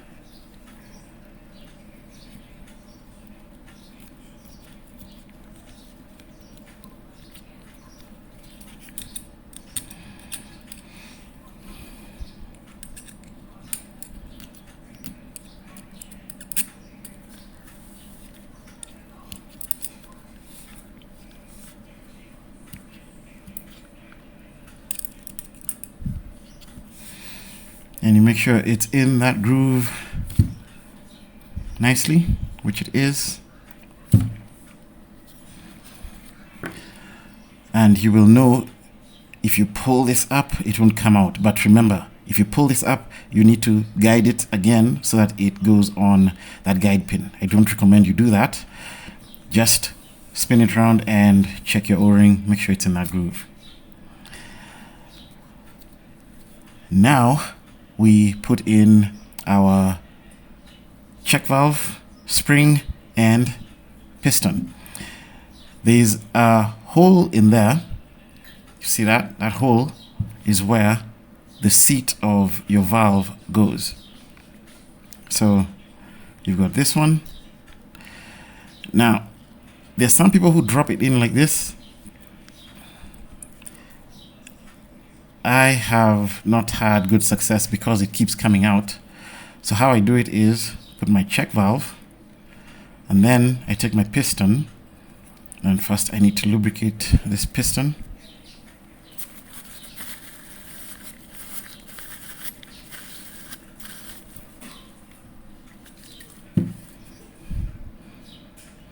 And if you're wondering why I'm using WD instead of any other lubricant, it's because WD is a water displacement. I do not want moisture in here. This will give me some time for me to get to the vehicle and for fuel to fill it up. Once fuel is in there, moisture will not get in. But moisture can get in right now, and I do not want that to happen.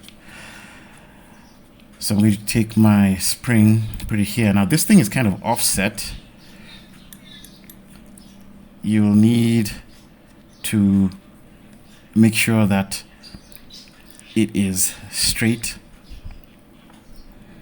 And then what I will do is put it like this and guide it in.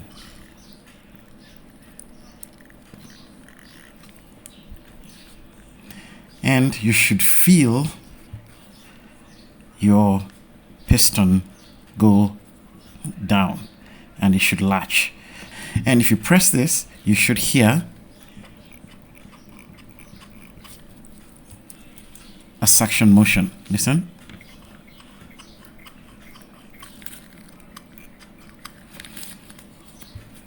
That should tell you that your pump is active and can work. Next is your washer. Goes in there. And then your spring goes on top here. Oh, wait, before the spring, that.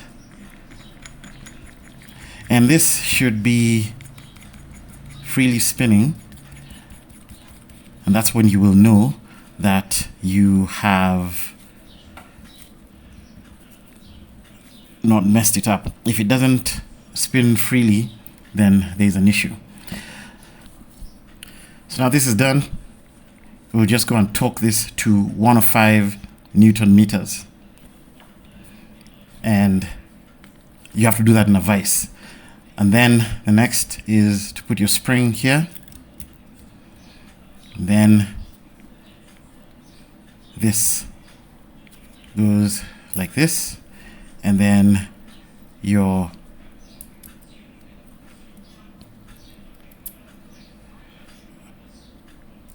cam follower will go like that, and then you will put your top in, and remember this protrusion will match with this other one inside the case. You put it here, and once it's in, you press it down, and then you can put your spring. I think it's this way. Yes, it's like this. You press it down, and then you can put your screws over there and torque them down appropriately. And then you'll put this on the side here. Actually, we can do this one now.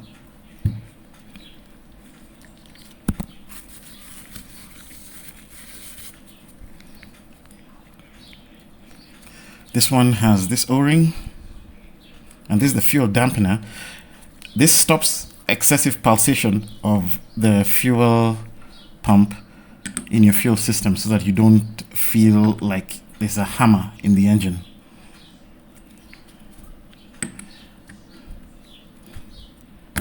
Okay, that's that. And we get our screws. Actually, let me put the screws now. The screws are the shortest ones.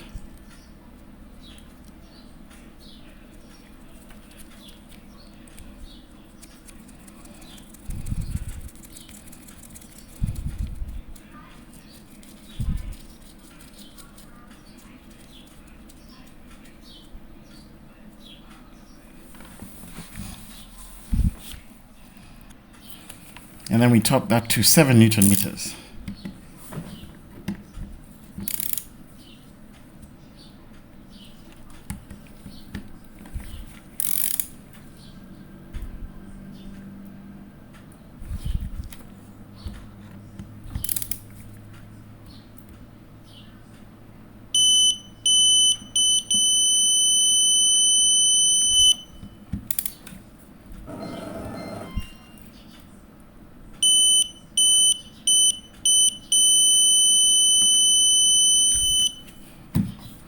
That's done.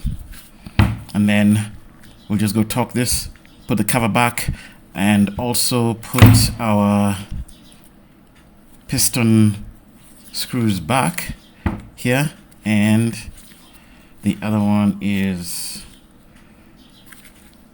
here and here.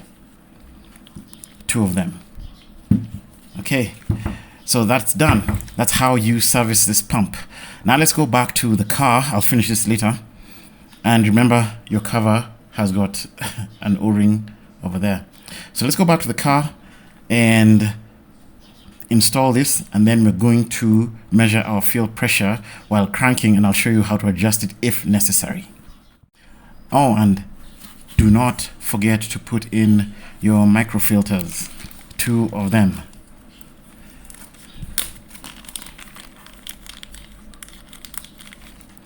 These are easy to put in, so you'll drop one in here. It's the biggest hole on this side.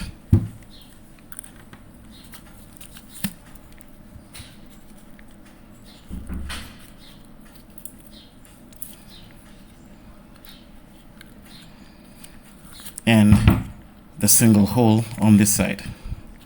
Do not leave these microfilters out. If you do that, debris will still come through this pump, and now it'll go to the injectors. Although the injectors have their own microfilters as well, but those ones are not easy to change. So once they're in like that, you just drive them in with a 1/4 inch extension socket. Let me get one.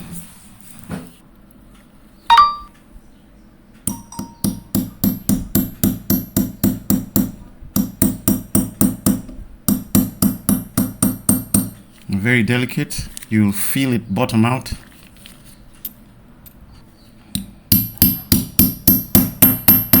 There we go. This one was giving a bit of a problem. That's it. So your 2 microfilters are installed. Okay. The rest is as I've told you.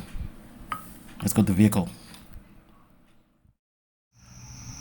Okay, we are at the vehicle and I have installed my pump with all the plumbing, and I have connected my fuel pressure sensor. I'll leave the intake open and I'll connect the battery, and then I'm going to disconnect the injector driver because I do not want my injectors to fire.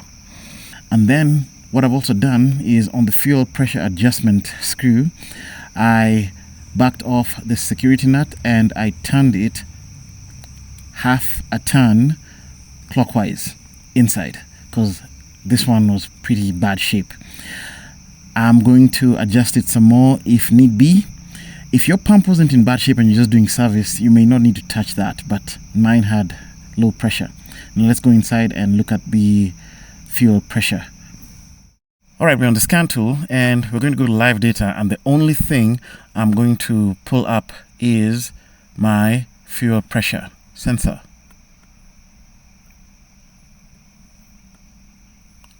That is that one. So right now it's 0 MPa. I'm going to crank it and I am looking for something 3.5 closer to 4 MPa if I can make it there. If you set it too high, remember when this thing runs it's going to shoot up. So about 3.5 to 4 MPa is what we're looking at when we are cranking. Now it's going to take some time to fill the rail. Let's go.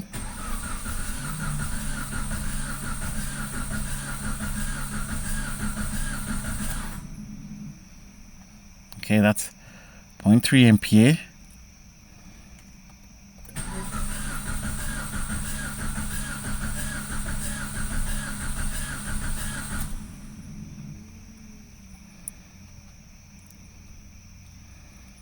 Give it some time to charge up that rail.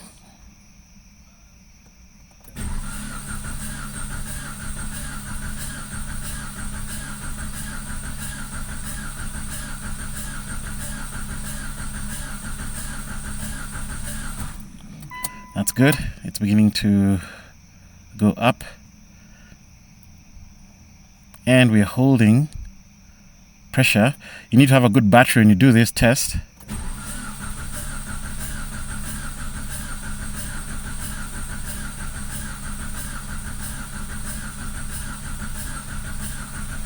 And there you can see I've gone up to 4 MPa. That is excellent on a crank. I'm good with that. So I'm going to install this fuel pressure as is because I know cranking is around 350, 400 RPM. Let me move this key. When you run the engine, this thing is going to go closer to 6 MPa, and that's what I want. So I love this. This fuel pressure is excellent, and this car is fixed. If you do this and you maintain very, very low pressure like 0.1, 0.2, 0.3, 0.4, don't panic, keep cranking. But if you do that a couple of crank cycles and you still maintain very low pressure, then you've done something wrong, or your fuel pump is just broken. You need a new one. Okay, so let me key on again, and now that the fuel pump is charged, I want to see what it will maintain, how fast it will come up. And if you're wondering why did I know to turn it half a turn, I said before this pump was pretty low pressure. If I was just doing a routine service, then I would not do that. So now we're starting at 2.2 MPa. Let's see how fast we'll go to 4 MPa. Here we go. And look at that. That is pretty fast. I love this. Okay, excellent.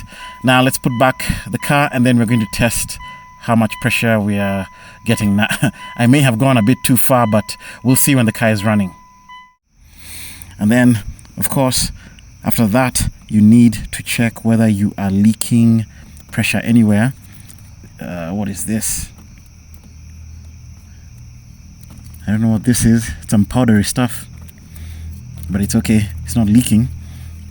You check at the bottom here, you check on your pipe fittings and everywhere. The pump should not be leaking, and you should not have any smell of fuel anywhere. If this is open and you smell fuel, it simply means you've sprayed fuel somewhere, and the only place that has gone in is actually your crankcase. Okay, so make sure you don't get any fuel smell here. If you do get that, it means you've ruptured your pump and it's squirting fuel into the crankcase. At 4.5 MPa, if there's no leaks here, you're not going to get any leaks. You don't have to worry about that. Great. Let's finish this and then we will run the car. Okay, all done. Back together.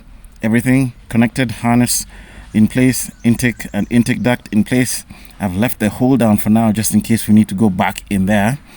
So let's go start the car and see what our fuel pressure reads and see whether we are fixed. Also interested to see if this car now will go into lean burn mode. Remember, it was not going to lean burn mode because we had low pressure. All right, let's go and see. All right, we're ready to take our live data. Let's quickly select some data PIDs here.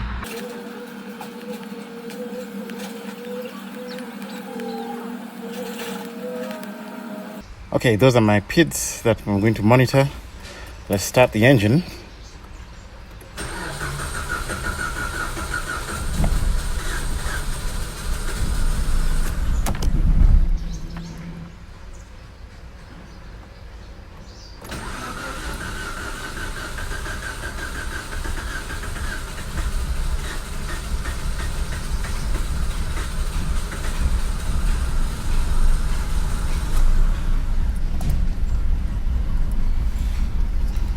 Okay, we're running quite rough.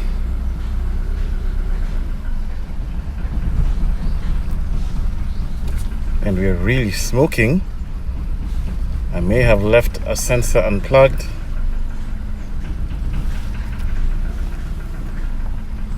I'm trying to accelerate a bit.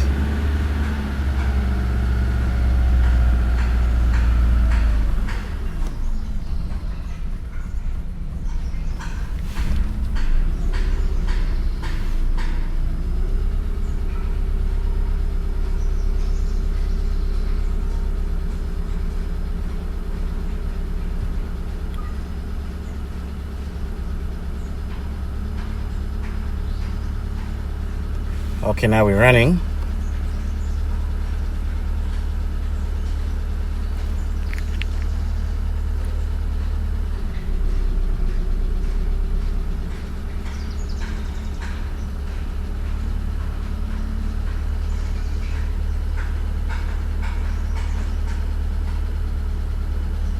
We're already in closed loop.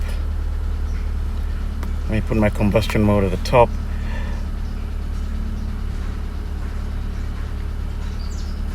I was expecting this to be higher.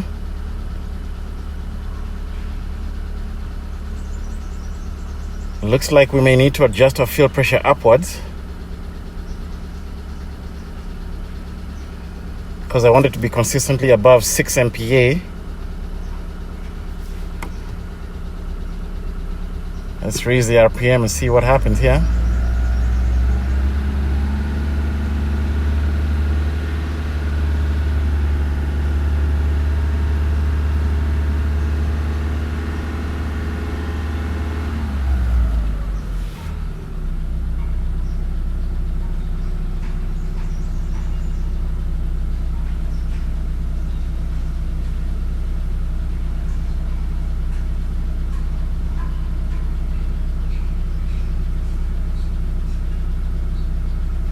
Now that is not good.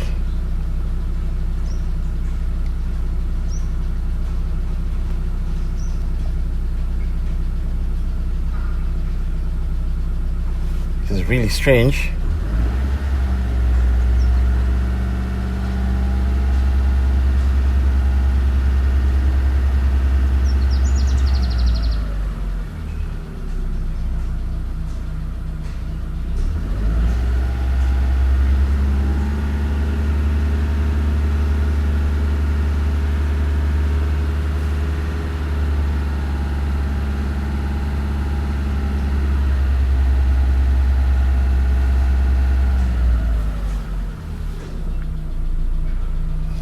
Our fuel pressure is way too low.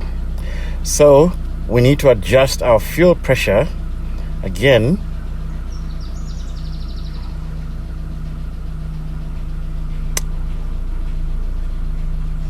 I need to see whether the screw takes it in, or I need to see whether the screw going in cuts or boosts the pressure. I'm not sure at this point. I thought it boosts. It may have cut the pressure.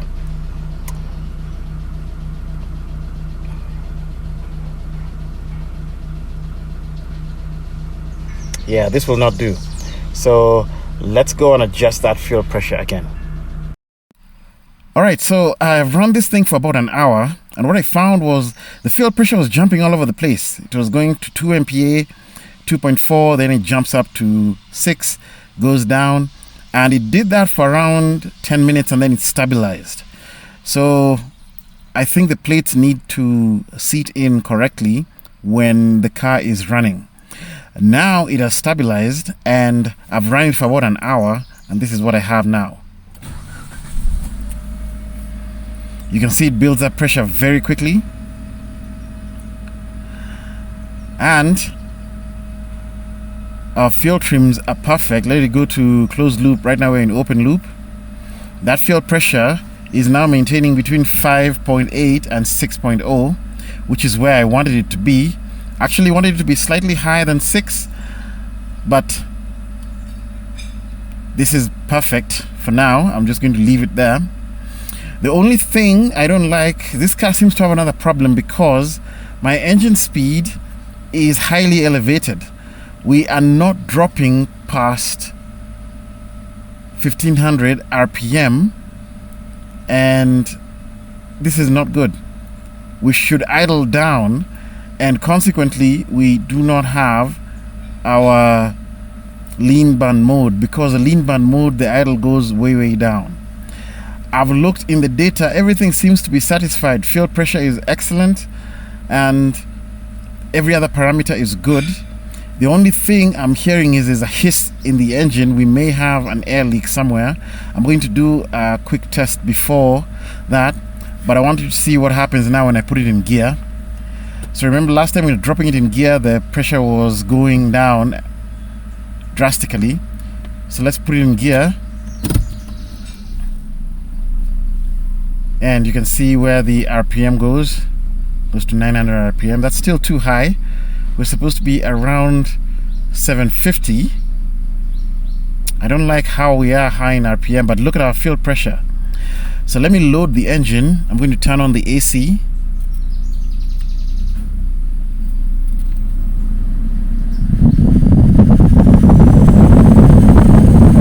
And I'm going to put it down so it doesn't go on the microphone. So AC is on. I'm going to turn on the hazard and the headlights, and what else can I turn on? And the fog light.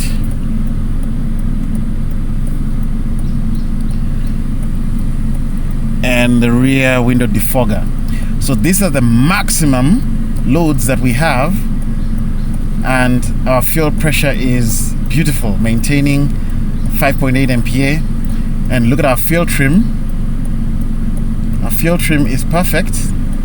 Long term 3.1%, short term is 0. I like that. This is a fix.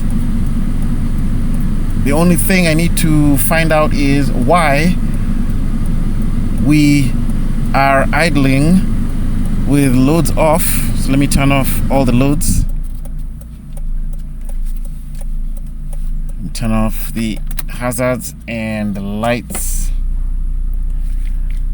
and then I'm going to put it back in park. Look what happens to the RPM. That's in park, and there you go. RPM jumps up. It's even now higher. It was about 1500, now it's 16. I do not like that. So something else is wrong here. There's something that this engine computer doesn't like, and I know it's the engine computer because look at the ignition advance. It's advancing it 24 degrees. So the engine computer is the one that's elevating that RPM on purpose. Why it's doing that, I honestly don't know. Let me check for leaks, but we don't have a map sensor on this engine, but I'm going to check for leaks anyway, and then I report back if there's anything I find. Maybe another video to find out what this problem is, but for now we are done with this car. Again, let's put it in gear. Beautiful. Now we're holding steady and we can accelerate. I'm on the brake, so let me just accelerate, and you can see our fuel pressure is going up when you accelerate, which is what's supposed to happen. Back in park and our problem comes. But what brought us here was fuel pressure was dropping when we were putting it in gear, and the car was stalling, and now it's no longer doing that. So that's it for this 2004 Pajero IO. At least for now, we need to still fix this engine, but the main complaint of it stalling has been fixed because our fuel pressure is now good. Okay, another one for the books. I will tell the owner of the car that I still need to diagnose for why the RPM is high. If she doesn't care about that, we'll leave it at that. If she cares about that, I'm going to bring you along and tell you what the problem is. Okay, until next time, see you.